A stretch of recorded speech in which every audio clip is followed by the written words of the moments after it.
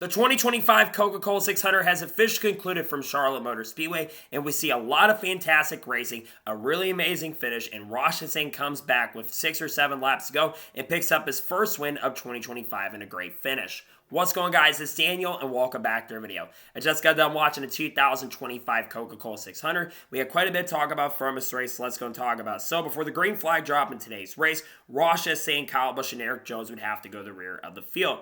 And at the start of the race, he had Chase Briscoe lead the field from the inside with Kyle Larson on the outside, and Chase Briscoe got a really strong run and was able to clear for the race lead. Meanwhile, Kyle Larson tried to make the run to the outside to get the race lead, but William Byron would make a dive bomb 3-wide move to the inside, and he was able to get the race lead. And then a few laps later, as the run progressed and went on, Kyle Larson's car would start coming in. He made a big move on William Byron and was able to take the race lead, and he started pulling away a little bit. Meanwhile, Tyler Reddick was also charging his way up to the front and was starting to gain a ton of ground. And then Kyle Larson, once again, started getting a little bit farther ahead of William Byron as the run progressed. But then all of a sudden, on lap 37 of the event, Kyle Larson would get into the outside wall and brush the outside wall as he got loose off the corner. Would get a little bit of toe length damage on the car and would have a little damage on the car. During this time, we see a couple cars come down pit road. Austin Dillon, Josh Berry, Ross Chastain, among other guys would come down pit road.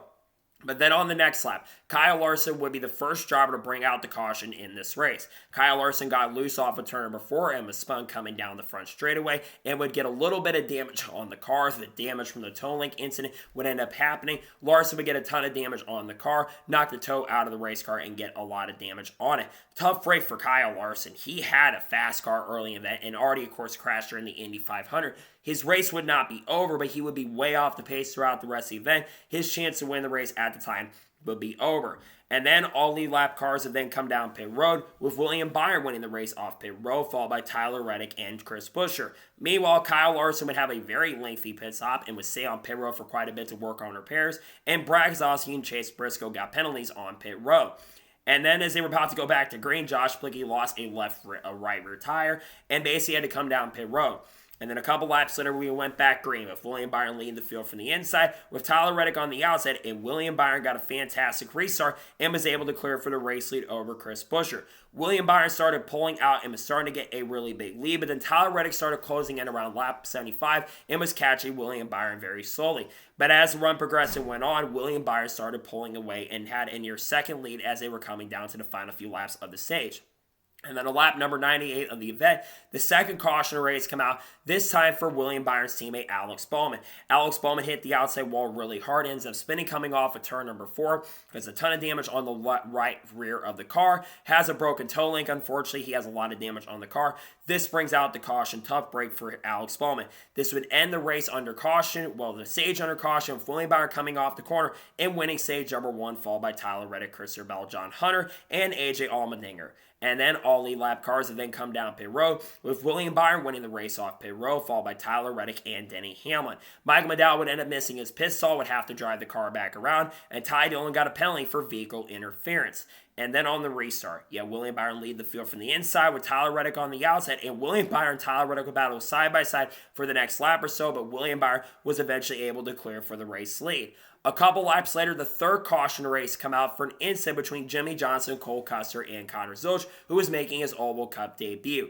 Jimmie Johnson unfortunately lost it off the corner. He had nearly spun out the previous lap. He spun off coming off turn number 4. Maybe looked like Zilch got in him, but he never got in him and touched him. They end up spinning off of turn number 4. He gets sideways off the corner. He brings out the caution, and Cole Custer and Connor Zilch get damaged in that wreck. Tough break for all those guys, especially Jimmy, who race would come to an end.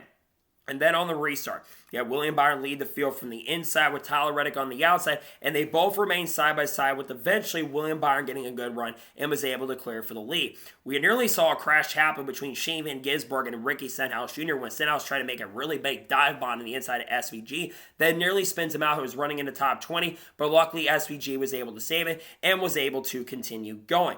We continue seeing a pretty long green flag run as William Byron had a pretty big lead and was starting to pull away from the field. And then we started seeing green flag pit stops. First, John Hunter came down pit road. Then the next lap, Chase Briscoe came in. Then the next lap, Tyler Reddick, Ricky Stenhouse Jr., Eric Jones came in. Then the next lap, AJ Allmendinger, Noah Grace, and Chris Buescher came in. And then William Byron came in the next lap, and then Denny Hamlin came down pit road. And once the cycle had been officially completed, William Byron would have a pretty big race lead and would have a near 9-second lead over the rest of the field, and he started driving off and pulling away. He would have a little bit of trouble getting through the lap traffic at this particular moment in point, but continued to extend his race lead with Kyle Larson closing in to try to get back onto the lead lap, as Larson was basically the first car one lap down. No one would catch him, though, by the end of stage number 2, as William Byron would come off the corner and win stage number 2, followed by Denny Hamlin, Tyler Reddick, Carson Osbar, and John Hunter. Meanwhile, as they came across the line, Kyle Busch all of a sudden spun off of turn number 4, spun into the infield grass, got some damage on the car, but his race would not be over, but he got damage on the car. So then after they did the moment of silence, they all lead lap cars and then come down pit road, with William Byron winning the race off pit road, followed by Denny Hamlin and Tyler Reddick. And then on the restart, William Byron lead the field from the inside with Denny Hamlin on the outside. And Denny Hamlin actually got a little bit of advantage going into turn number 4. But William Byron got a great run and was able to take the race lead back. And William Byron and Denny Hamlin will continue battling for the next 10 to 15 laps, but eventually William Byron was able to hold on to the lead. Then at lap 238, we would see the next big crash of the event. Zane Smith would have a little bit of contact. He would spin, get loose on the inside. SVG slightly got into him a little bit, unfortunately, but not really SVG's fault. He really had nowhere to go. Zane got loose off the corner and spins really hard in the inside wall. Tough break for Zane, who had a really fast car in this race. This would take him completely out of contention. His chance to go to victory lane or at least get a good finish would be over. So then, all lead lap cars would then come down pit road. William Byron winning the race off pit road, followed by Denny Hamlin and Tyler Reddick. And then on the restart, you have William Byron lead the field from the inside with, I believe, Tyler Reddick up on the outside. And William Byron got a pretty solid restart and was able to clear for the race lead. And then the final really big crash would end up taking place on lap 245 when there was a battle of 3 wide between Ryan Blaney, Daniel Suarez, and Chase Briscoe. There would be contact between those guys. Daniel Suarez would move up the racetrack. He would get up there. Briscoe try to make a move 3 wide. Suarez goes up the track, gets into Blaney. They both end up crashing. Suarez comes back down the racetrack and collects Justin Haley and Kyle Larson, who would get a ton of damage. This would unfortunately effectively end Kyle Larson's opportunity at completing the double. He had a chance to use his back on the lead lap to at least get a good finish tonight, but his night would be over. Tough break for Larson, had a decent comeback coming, but his chance to win the race would unfortunately be effectively over. Tough break for all those guys who were having decent runs. And then on the restart, you have William Byron lead the field from the inside with Denny Hamlin on the outside, and William Byron got a really strong restart and was able to clear for the race lead. But all of a sudden, Denny Hamlin got a really good run a couple laps later on lap 262 and made a move to the inside and was able to clear for the lead. But all of a sudden, we started seeing a really good battle between Carson Hocevar, Denny Hamlin, and William Byron for the race lead. And as William Byron got sideways and tried to make a move to the inside, William Byron actually got a really good run and was able to take the race lead. And we saw some fantastic racing as they continued to battle back and forth for the next 10 to 15 to 20 laps. They're battling back and forth, trying to make the moves for the race lead. William Byron gets a great run and is able to take the race lead back. Hamlin would try everything he could to get there after a fantastic and great battle, but it would not be enough. And coming out the final corner, William Byron holds off a hard-charging Denny Hamlin and Carson Hocevar and comes off the corner and wins stage number 3. And then all lead lap cars have then come down pit road with Denny Hamlin winning the race off of pit road, followed by Carson Hocevar and William Byron. The first time William Byron had not won a race off pit road on merit. And then on the restart, Denny Hamlin lead the field from the inside with Carson Hocevar on the outside, and Denny Hamlin got a good restart and was able to clear for the lead. But then all of a sudden, Carson Hocevar, who had a fast car all night long, his car would unfortunately have an engine failure. Going into turn number 1, the car ended up smoking. He lost all of his speed and lost power going down the back straightaway. This would cause a chain reaction where Chris Buescher and Bubba Wallace would get collected in the incident. There would be a ton of damage on the car. This would unfortunately effectively end Carson Hocevar's and Chris Buescher's opportunities to go to victory lane. I feel horrible for Carson Hocevar. He had a car capable of winning this race. That car, especially on the long run, was really good tonight. He had a fast enough car, capable enough car to get the victory tonight, but his night does not come tonight. His chance to go to victory lane is over. I think he's going to win a race this year with the speed he's showing. He had a really great car tonight, but nothing to show for at the end of the day. And then going to the final restart of the race. You had Denny Hamlin lead the field from the inside, William Byron on the outside, and they battled side by side for the race lead for the next couple laps, with eventually William Byron getting a great run and was able to take the race lead. Meanwhile, Denny Hamlin lost some track position and would drop back to second position. As the run continued on, though, Denny Hamlin was catching William Byron and was running him down, and eventually on lap 328, he was able to take the race lead. And then William Byron got a great run a few laps later after battling back and forth, and he was able to take the race lead. Meanwhile, about 9 laps later, John Nemechek would get into the outside wall, but we were able to stay green. Meanwhile, Ross Chastain was also charging his way up to the front, and he was coming. And then we got to the final green flag pit stops of the race. Christopher Bell would be the first one to come down. Then the next lap, William Byron, Denny Hamlin, Chase Briscoe, Tyler Reddick, Noah Gragson would all come down pit road. And then Ross Chastain, a couple laps later, he would come down pit road. You had a couple guys that were staying out at this point, like Kyle Busch, Shane Van Gisbergen, Joey Logano, among other guys that were staying out. But eventually, those guys would end up coming down pit road. And William Byron got a great run with 38 laps ago, was able to take the lead.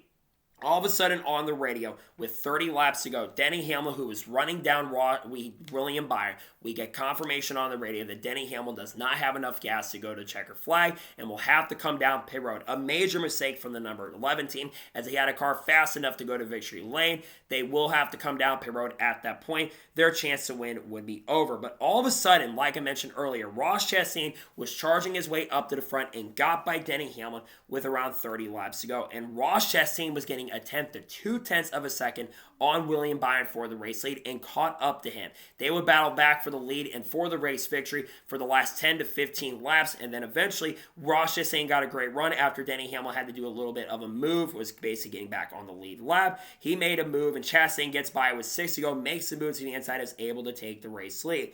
William Byron would try everything he could in the last 5 laps to run him down, but with the dirty air, he runs out of chances and opportunities to get there. And coming out the final corner by nearly 6/10 of a second, Ross Chastain comes in, steals the victory, is able to smash a watermelon, comes off the final corner and picks up his first crown jewel victory, his first win in 2025, and his 6th career NASCAR Cup Series win. What an epic finish at the end of this race. That battle between William Byron and Ross Chastain, I gotta admit, was really, really fun to watch. But we knew Ross Chastain was going to have a fast car. Yes, they had started at the rear of the field, but that one car was slowly but surely making its way to the front. And we've talked about the lack of speed from Trackhouse on Saturdays, but they've had speed recently the last couple weeks. We've been seeing those cars show up a little bit more consistently, and Ross Chastain got a really strong run tonight and gets that first win. I'm really happy for Ross. He earned this win. He gets his first win of the year. This is now the 4th consecutive season that Ross has scored at least a victory. I don't think it'll be the last time we see that one car go to victory lane. He's been the strongest Trackhouse car all year long. The first win of the year. Congratulations to Ross Chastain on picking up his first career NASCAR. That's his first career win, his first ever Crown Jewel victory, and his 6th career Cup Series win. So now we'll go ahead and take a look at the race results and to give my score and thoughts on today's race. So Ross Chastain picks up the victory. William Byron finished his second. He had the fastest car for majority of the event, but as the night progressed and went on, that 24 car was becoming more vulnerable and he was losing a lot of the potential that he had to go to victory lane. He still had a great run though. The best run we've seen that 24 put all around together. I think this is a more stronger car than he had at Darlington in all honesty. That was track position kind of stuff. That 24 was really good, just not enough to go to victory lane and get Hendrick to win, but still great nonetheless for Byron. He finishes second. Chase Briscoe finishes third. How about that for Briscoe? Get a top 5. One of the best all-around put-together runs I've seen from Briscoe in his Cup career. He ran top 10 majority of the event. He had issues on pit road and still recovered and gets a solid top 5 finish. Great run for Chase Briscoe. AJ Allmendinger finishes 4th. How about that for AJ? He straight up ran 5th or better most of this race. I think he ran like 250 or 300 laps inside the top 5 tonight, in the bottom of the top 5. This is one of the best runs I've seen that 16 car have all season. Very impressive run from AJ, who struggled a mile and a half recently. A great run from AJ to finish 4th. Great speed for him. Brad Keselowski finishes 5th. He finally scores his first top 10 and top 5 finish of the season. We knew that 6 car had speed from practice yesterday, but we weren't sure if he was going to have enough to get up there. But finally, his first top 5 of the year. Great run for Brad Keselowski. A well-deserved top 5 run. He had speed last week at North Wilkesboro, but didn't get the finish he deserved. Tonight, things go his way, pending post-race inspection, of course, and finishes 5th. Great run for Brad Keselowski. Chastain finished the 6th, a quiet top 10 run. He had about a 6th or 7th place car at best tonight. He never had the speed to contend for the victory, but he had a really good night all day long. Showed some really solid speed, but not enough to go to victory lane, but does get a solid top 10 finish in 6th. Michael McDowell finished 7th, solid top 10 run. He ran top 15, top 20 all day. Moved up a little bit as drivers started having issues, recovers to get a top 10. Great run for Michael McDowell in 7th. Christopher Bell finished 8th. That car did not have the handling tonight. He was about an 8th to 10th place car. He lost speed early, dropped back quite a bit after getting some good stage points early in the race. He never got the finish that I think he deserved after having issues. He finishes 8th.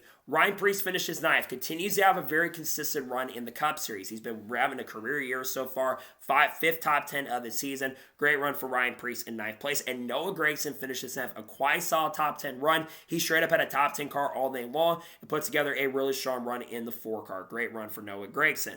Ricky Stenhouse Jr. finished 11th. Solid night for the driver of the High Act Motorsports team. I think he's still in the playoffs currently at the moment, so not a bad night for him. Josh Berry finished 12th. He was the best Penske-esque car all night. His car got better as the day went on, but just didn't have the speed to contend today, but he does get a top 15 in 12th.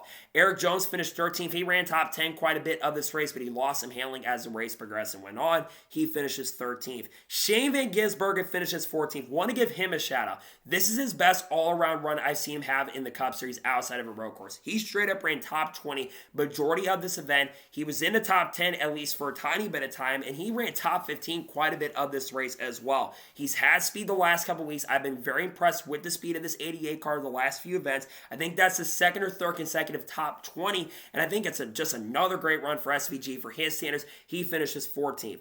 Kyle Busch finished 15th. For a guy that issues yesterday, for a guy that basically had a contract extension, for a guy that spun out in this race, he comes back and gets a top 15. Not a bad night, all things considered. It could have been a better night for him, but a decent night. He finishes 15th. Denny Hamlin finishes 16th. What it could have been for Hamlin. He was really one of the few guys that could challenge William Byron today, just not enough to get the win after the pit crew made a mistake and cost him a shot at the victory. He does get a top 20, does get a lot of points, but tough break for Hamlin. He finishes 16th.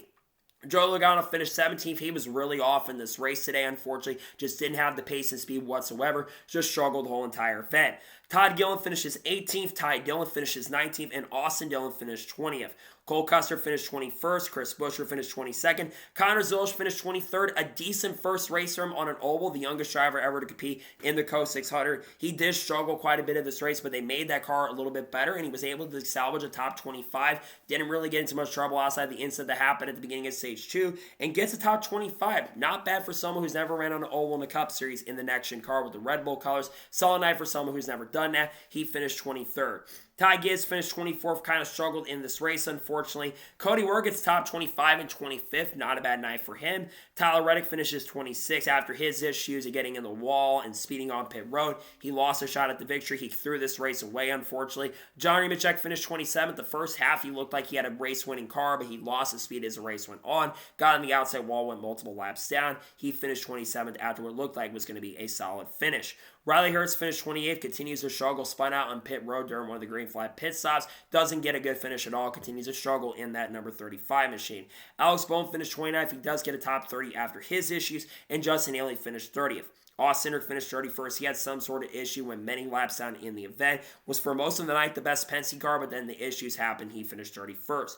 Derek Kraus finished 32nd. Josh Bilicki finished 33rd. Carson Osbar, after a strong run, finished 34th. Bubba Wallace finished 35th.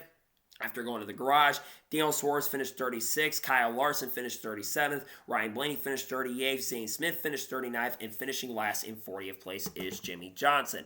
So now let's talk about the overall race as a whole and give my score thoughts on today's race.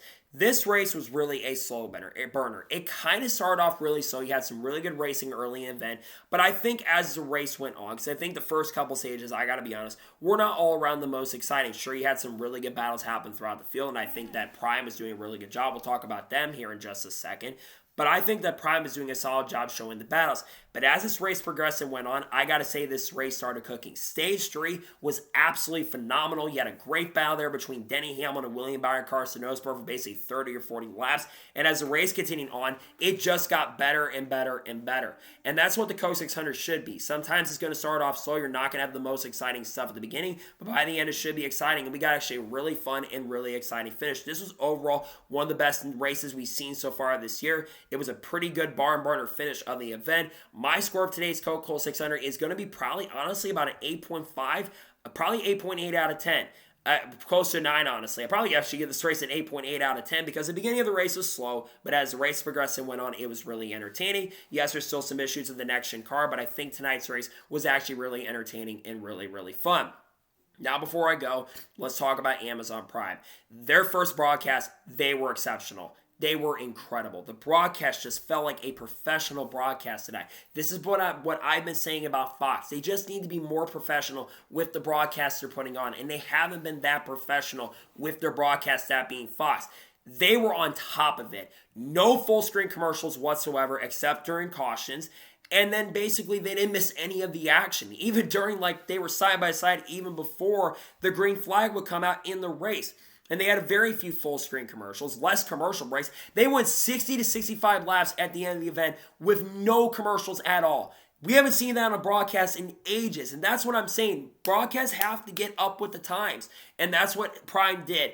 They were not perfect. There were still some noticeable issues with the audio, but for a first broadcast, they were really good, and I think they did a great job. The broadcast had good chemistry and good energy, and I think I'm really excited about future broadcasts because we don't have to do a Fox anymore, at least on the Cup and Xfinity side. We're going to have good broadcasts going forward, and NASCAR Productions did a really good job with the broadcast. Carl Edwards was really good there. I think Daniel Trotta did good. Dale Jr., Trevor Bayne, everybody, in my opinion, Adam Alexander, Steve Vitar, everyone had good chemistry, and it was just all around a fantastic and great broadcast for the first ever time they were on Prime. So that is going to today's Coca-Cola 600 race review from Charlotte Motor Speedway. I want to thank you guys for watching. Please subscribe to the channel, notifications on, so if I win a video, it does go live on my channel. Follow me on Twitter, Facebook, and Instagram, and support me on Patreon as well. Let's go to more of that and comment your thoughts below on today's race. Your thoughts on today's race, let me know below. Let me know your thoughts in the comments below, and congratulate Ross Chastain on winning the Coca-Cola 600. Let me know your thoughts in the comments below. Probably right around midnight, you're going to see a Shane Van Gisbergen video because he ran very well in the race. Expect that to come out right before inspection gets announced. Then, of course, tomorrow we're going to have not one but two NASCAR news videos dropping on the channel. And then on Tuesday, we are going to have a silly season update dropping on the channel. We got some news that happened this week with Kyle Busch and William Byron. We got some Cletus McFarland stuff to talk about. Frankie Muniz, Kurt Busch, Carl Edwards, SPG, Red Bull Junior Motorsports, Connor Zilch, Sheldon Creed, Sam Mayer, other things like Eric Armrold, Chandler Smith, and many other things we'll be talking about on the channel in the coming days and weeks. So anyways, like I said, I want to thank you guys for watching today's episode, and I'll see you guys next time for more great, awesome NASCAR content and other motorsports content on the channel like this. Take care, everybody.